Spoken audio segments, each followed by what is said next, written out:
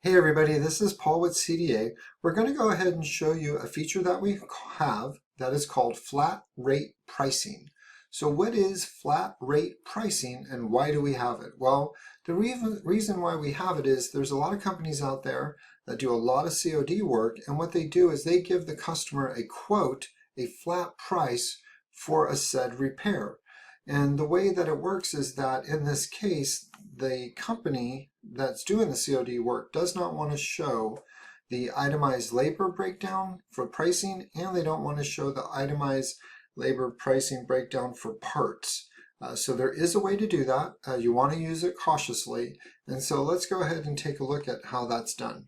So the first thing we're going to do is we're going to go to the mobile CDA menu. We're going to click there.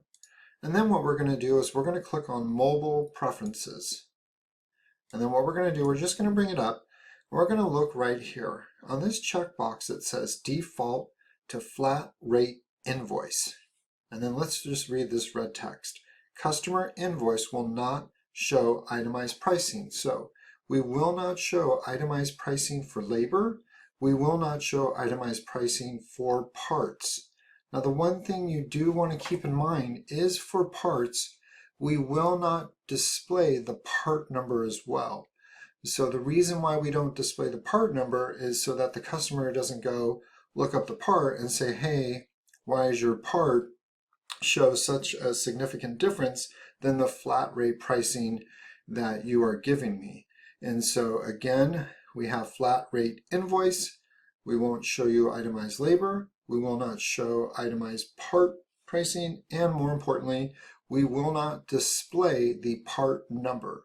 And so this is how you set it up with this little preference. And so now what I'm going to do is I'm going to go ahead and I'm going to save.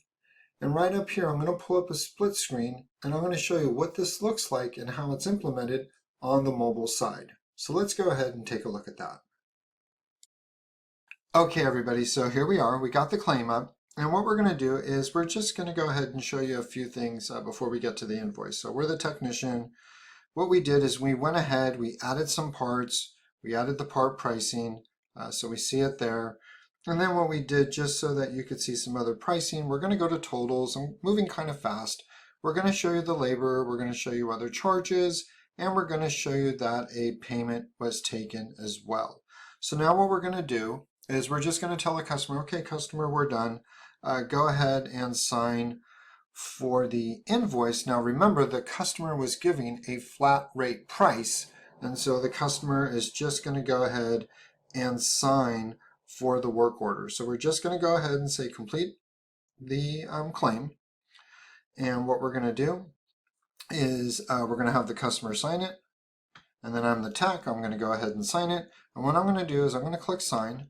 And so what happened is, as soon as I did that, the claim now processed, and what happened is the customer went ahead and got an email with their PDF invoice. So now let's go ahead and take a look at what that looks like. So I'm just going to pull out the PDF.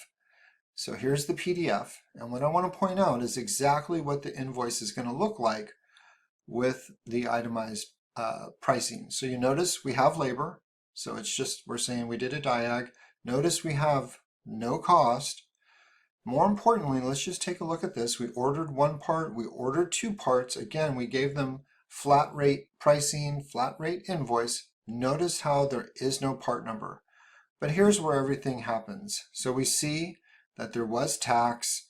We see that they were quoted $365.18. They did make a partial payment, and now the tech collected a balance of $225.18. And so now the customer was given a quote of $365.18. They know that two parts were installed, and they know that they had labor. And all of this was done through a flat rate invoice and or flat rate pricing. And so that's what that looks like, and that's how to enable it.